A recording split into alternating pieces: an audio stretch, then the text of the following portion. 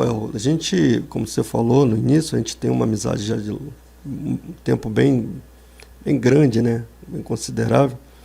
E eu acompanho muito também da tua história, né? Assim, tudo que Deus tem feito, teu empenho, tua dedicação no ensino, na pregação da palavra. Hoje eu estava vendo ali a tua apresentação, algumas faculdades, né? Deus tem te levado aí a estar no meio de pessoas assim. Na verdade, o que Deus tem feito na tua vida de uma maneira geral tem sido de forma extraordinária. Só que a tua raiz é uma raiz, assim como a minha, uma raiz humilde, né? Sim. E como é que começou tudo isso, assim? Como é que você entendeu que você tinha uma vocação para o ensino, que era um chamado para a tua vida, para se dedicar na área do ensino? Como é que isso despertou, assim, você? Qual foi o fim aí que... Eu costumo dizer que a minha experiência de chamada para o ministério, ela foge um pouco da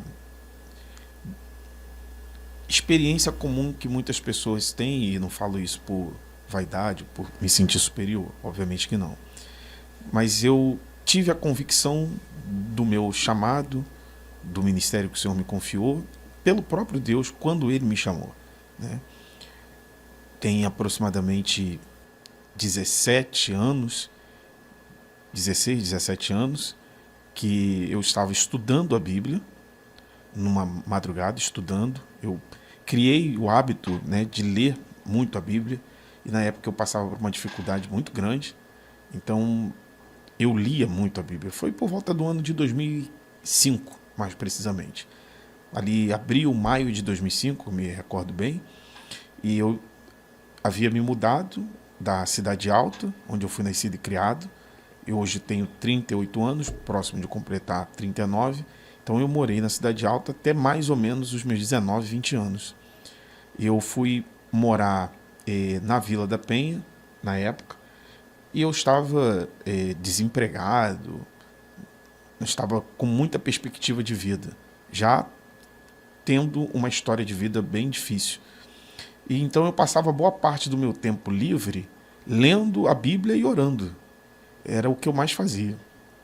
Eu chegava a passar 12 horas lendo. E numa noite, numa madrugada, depois de ter lido praticamente o dia todo, eu fui passar um período de oração no quarto. E à medida em que eu orava naquela madrugada, foi uma experiência transcendental, sobrenatural. Respeito quem não acredita, né, nessa manifestação atual e sobrenatural. Eu ouvi uma voz naquela ocasião que me dizia que a partir daquela data que ele estava me levantando como uma voz profética, como um pregador e como um ensinador. E à medida em que eu ouvia essa voz, eu sentia literalmente uma mão, embora eu não via, uma mão que tocava na minha cabeça e fazia alguma coisa que eu não sei explicar até hoje, o que fazia no meu cérebro. E a partir dali, aquele desejo que eu já tinha pela leitura da Bíblia, pelo estudo da Bíblia, se tornou ainda maior. E 2 anos depois, eu me aproximei do pastor João Luiz. E foi a partir do pastor João Luiz que eu tive mais influência. Não diria que foi o meu pontapé inicial. A primeira certeza que eu tive foi essa experiência direta com Deus. A segunda certeza, antes mesmo de aproximar-se do pastor João Luiz, que entendo que tenha sido talvez o terceiro instrumento que Deus se utilizou para ratificar o ministério do ensino, seja o ministério da palavra, seja no campo do ensino, no campo da pregação, foi numa oração na minha igreja de origem, que é a Assembleia de Deus da Penha, hoje todo mundo conhece como Assembleia de Deus Vitória em Cristo, né? E como eu estava vivendo um momento difícil, eu passava muita dificuldade. E para eu sair da Vila da Penha e ir para a Penha, eu morava na Avenida Oliveira Belo, na Vila da Penha, e a Assembleia de Deus da Penha, na Rua Montevidéu, 1191. Eu andava da Oliveira Belo até a Montevidéu 191, porque eu não tinha dinheiro de passagem para poder ir para o culto, para ir para a oração. E nesse dia eu fui para a oração de segunda-feira, numa segunda-feira como esta, não à noite, mas na parte da tarde. E eu nunca tinha ido naquela oração. Eu sempre ia na escola bíblica dominical, domingo de manhã, andando. Era cerca de 1h e 10 andando.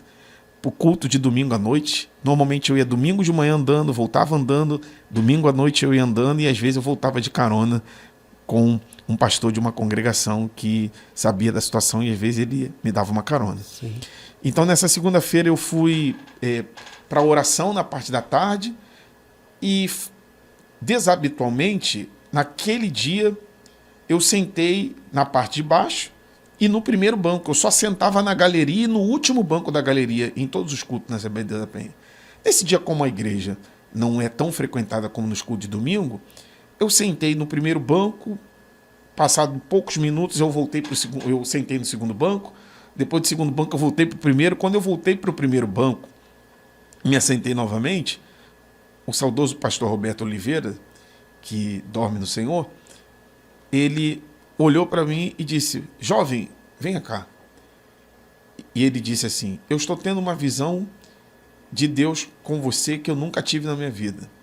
Eu estou vendo você vestido de terno, gravata e pregando no púlpito de várias igrejas.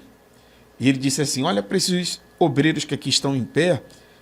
E os obreiros estavam em pé, eram os obreiros que recolhiam os bilhetes de oração e colocavam no cesto de oração. Tipo a equipe, né? A equipe, exatamente, de obreiros. Aí ele disse assim: qualquer um desses obreiros podem ter oportunidade para pregar e até pregar.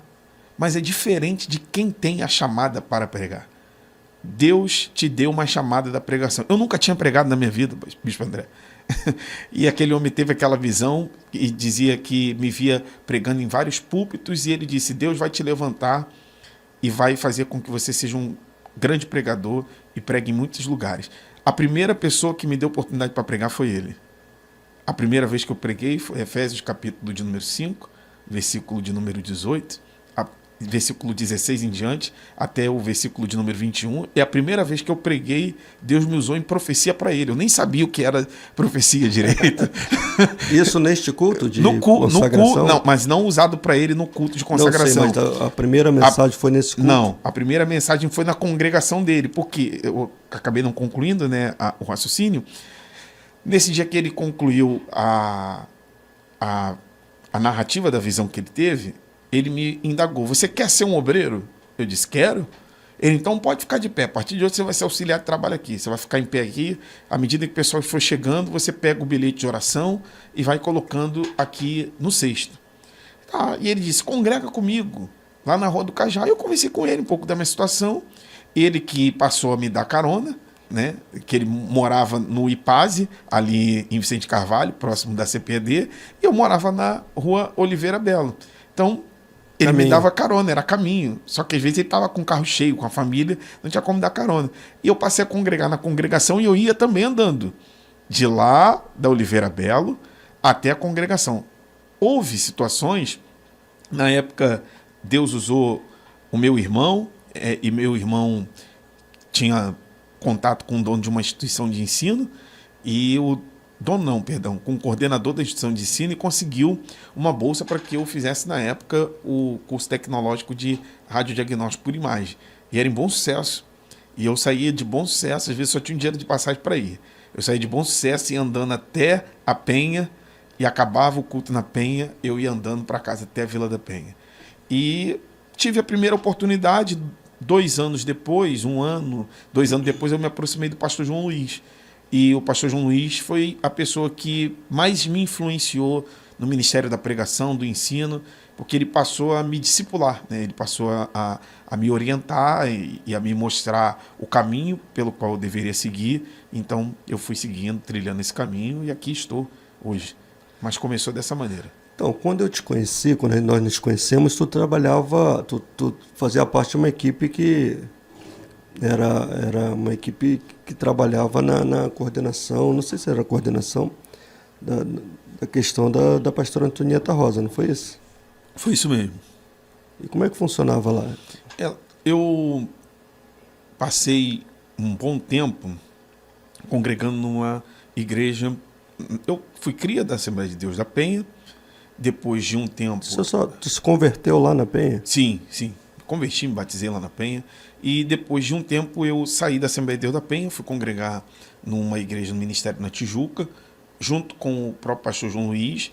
E em 2010, eu acho que foi por volta desse período, mais ou menos, que nós nos conhecemos, eu voltei para a Assembleia de Deus da Penha. Quando eu voltei para a Assembleia de Deus da Penha, eu passei a congregar na então, né, chamada Congregação Porta das Ovelhas, junto com a pastora Antonieta Rosa. E aí eu já estava bem envolvido com o Ministério do Ensino e ela me convidou para que eu trabalhasse com ela na editora dela. Então eu trabalhava com ela na editora. Também ela me influenciou muito nesse campo do ensino.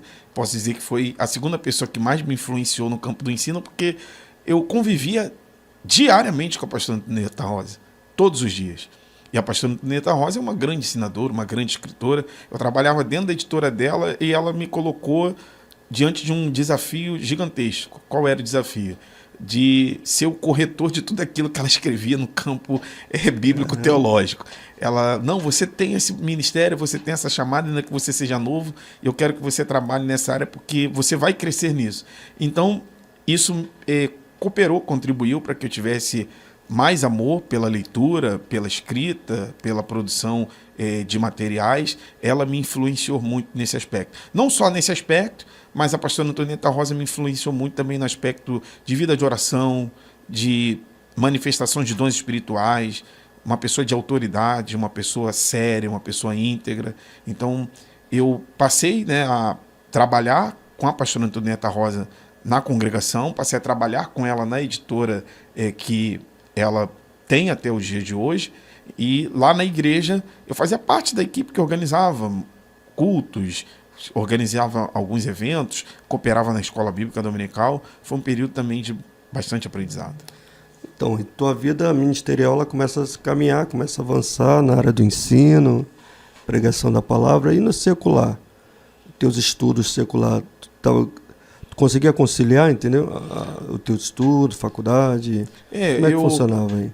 A minha primeira formação, que foi o tecnólogo em radiodiagnóstico por imagem, foi nesse período de 2006, 2007, 2008, um período de muita dificuldade, porque era poucos recursos, recurso de passagem, recurso para comprar material.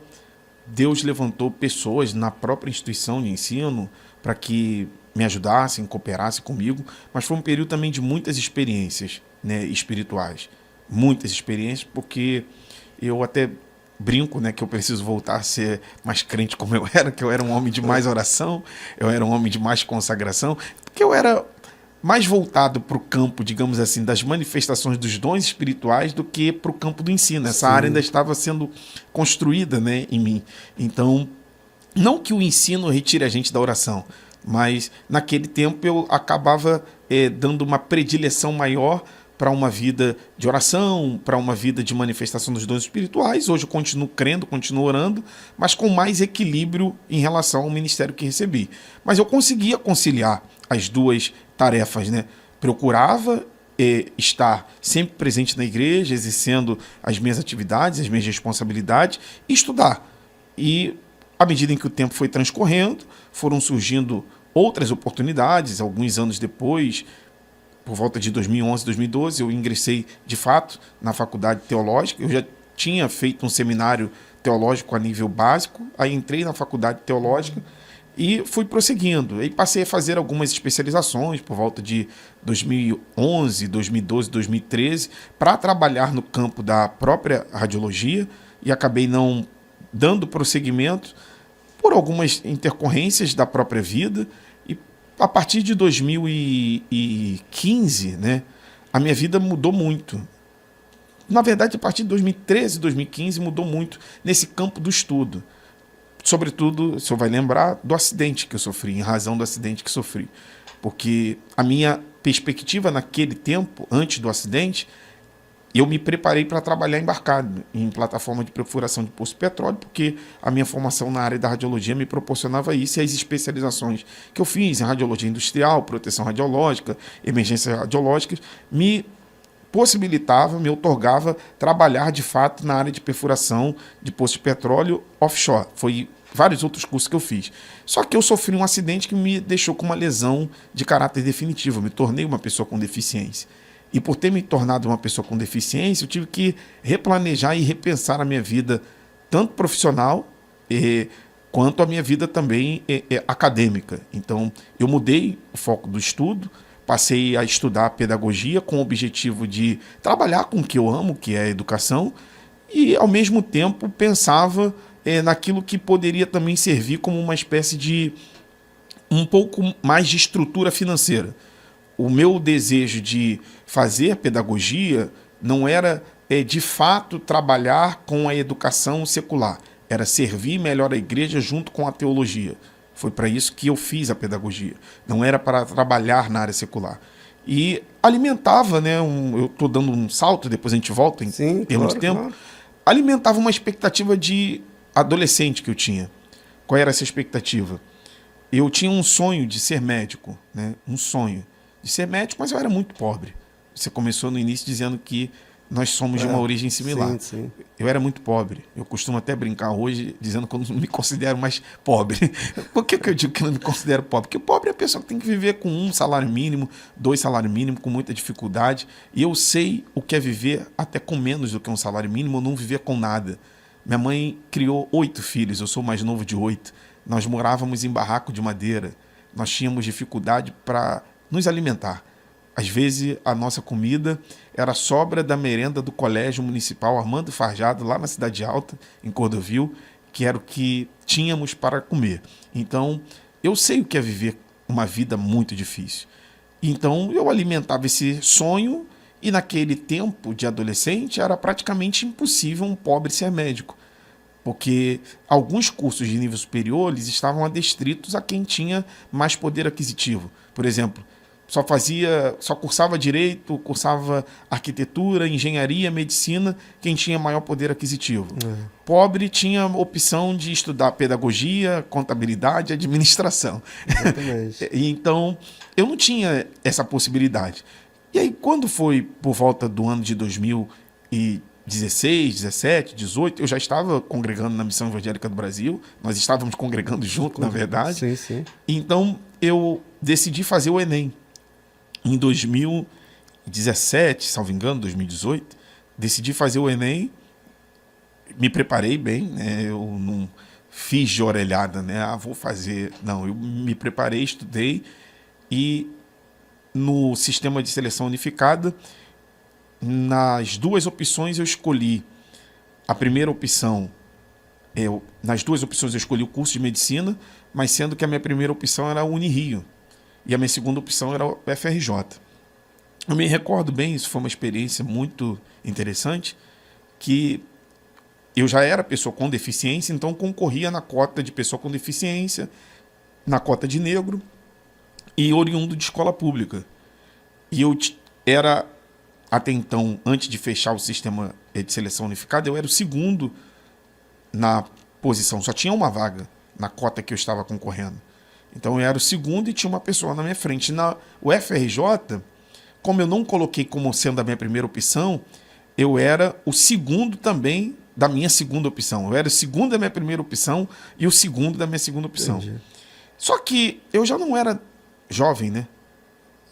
Nós considerarmos 2017, 2018, tem aproximadamente 33, 10 anos. 34. Já estava com, quase 30 anos. Quase né? 30. Quase 30 anos. Então, já tinha um pensamento de construir uma família e sabia que uma vez construindo família eu não ia demorar a ser pai. Já tinha um ministério, digamos assim, um pouco avançado e conciliar um curso de medicina em tempo integral com a minha realidade de vida, com várias questões nas quais eu estava envolvido, era um tanto desafiador.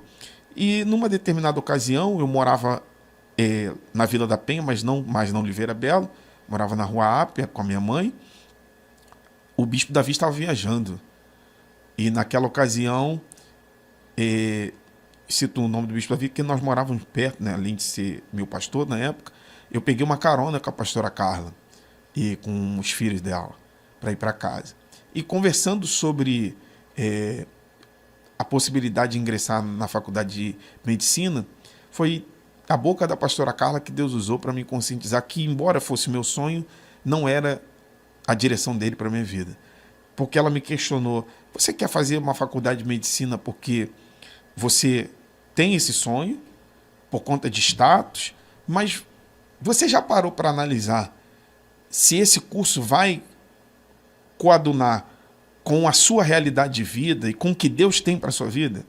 Quando ela disse isso, despertou-se em mim um sentimento de compreensão de que, de fato, fazer medicina naquele contexto não iria harmonizar com a minha realidade de vida e nem com o propósito que Deus tem para a minha vida no campo do ensino, no campo da pregação, que horas eu ia estudar, que hora eu ia me preparar, em que contexto eu iria estar livre para poder servir ao ministério, né? Então, na época, muitas pessoas animadas, o Gustavo, o genro do Bispo Irapuã, já tinha até se colocado à disposição, vou te dar meus livros se você for aprovado. O Bispo Irapuã, muito animado, são pessoas que são médicos, todos sim. Animados com a possibilidade, e então eu decidi não ingressar na carreira de medicina. Estou citando isso para concluir a minha fala nesse campo aí acadêmico, né?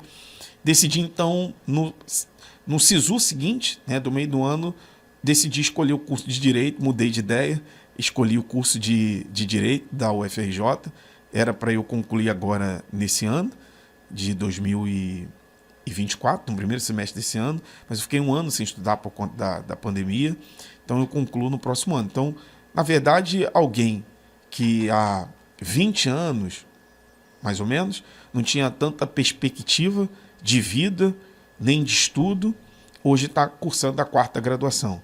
Eu, na verdade, tributo isso, óbvio, à misericórdia, à graça de Deus, mas a influência das pessoas que eu fui conhecendo na trajetória da vida cristã, e isso gerou em mim esse desejo de buscar conciliar tanto a vida ministerial, o ministério da palavra, mas também cuidar da vida profissional. E assim tem sido. Graças a Deus, eu trabalho, e quando eu digo graças a Deus, eu não estou me desfazendo de quem não trabalha e exerce o ministério. Mas assim, eu gosto de trabalhar, sempre gostei de trabalhar, né? Eu, graças a Deus, trabalho, e não só trabalho, me preparo para alguns concursos públicos de nível muito alto, que exigem um nível de preparação altíssimo, de concorrência pesadíssima.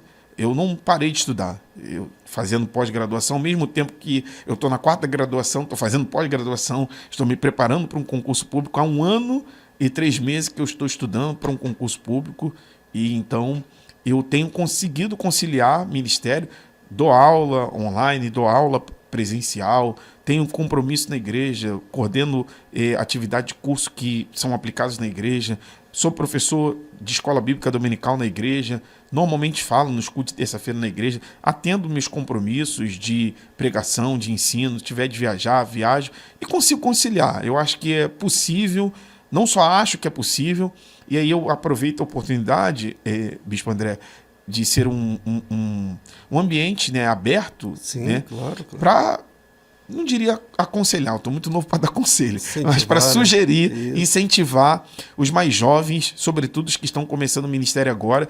Me preocupa perceber muitos jovens que abrem mão, e às vezes abrem mão sem a orientação e sem a ordem divina, abrem mão de uma preparação para uma vida acadêmica e profissional, para mergulharem no ministério, não porque talvez Deus tenha dado essa orientação, mas porque alguns exemplos de hoje acabam incentivando esses mais jovens, dando para eles a ideia de que o ministério está dando um grande retorno financeiro.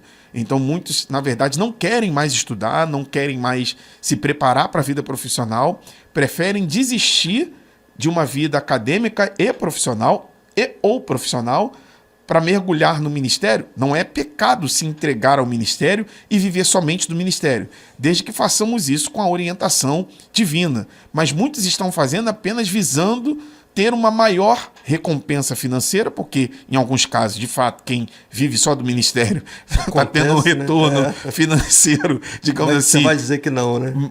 Muito maior do que quem está trabalhando numa iniciativa privada, ou até mesmo sendo servidor público, enfim. Então, alguns jovens acabam tendo esses exemplos e se enveredando por esse caminho. Eu, graças a Deus, continuo tentando conciliar e acredito que não tem volta. Eu jamais, Bispo André, vou deixar de cumprir o ministério que Deus me confiou. Até morrer, como diz da harpa cristã, pregarei a mensagem da cruz. Então, enquanto vida e saúde eu tiver, eu continuarei pregando e ensinando. Mas eu estou decidido há alguns anos, não só venho trabalhando, né? Teve outras tarefas que exerci, dono de uma instituição de ensino, administrei, Deus fez tudo isso na minha vida, mas pós-pandemia eu decidi mudar a rota e hoje trabalho, inclusive, numa autarquia federal. Sou servidor público, mas não sou servidor público efetivo, sou servidor público de cargo comissionado, mas eu decidi me tornar um servidor público de cargo efetivo, por isso que eu estou estudando há 1 ano e 2 meses, 1 ano e 3 meses. Então, essa é a minha direção. Eu vou sempre cumprir o ministério e vou sempre procurar conciliá-lo com a vida profissional, com a vida acadêmica. Eu espero, por exemplo, no próximo ano, não tenho problema de falar alguns propósitos, espero no próximo ano, terminado o curso de Direito. Não fiz ainda o mestrado, porque não tenho tempo. Espero no ano que vem conseguir ingressar no mestrado, ingressar posteriormente no doutorado e dar prosseguimento à carreira acadêmica, à carreira do magistério cristão, né? Eu já milito nessa área, continuarei militando nessa área, não só no magistério cristão, mas também no magistério secular, provavelmente no campo do direito, enfim, e no campo da teologia e, ao mesmo tempo, trabalhando como servidor público.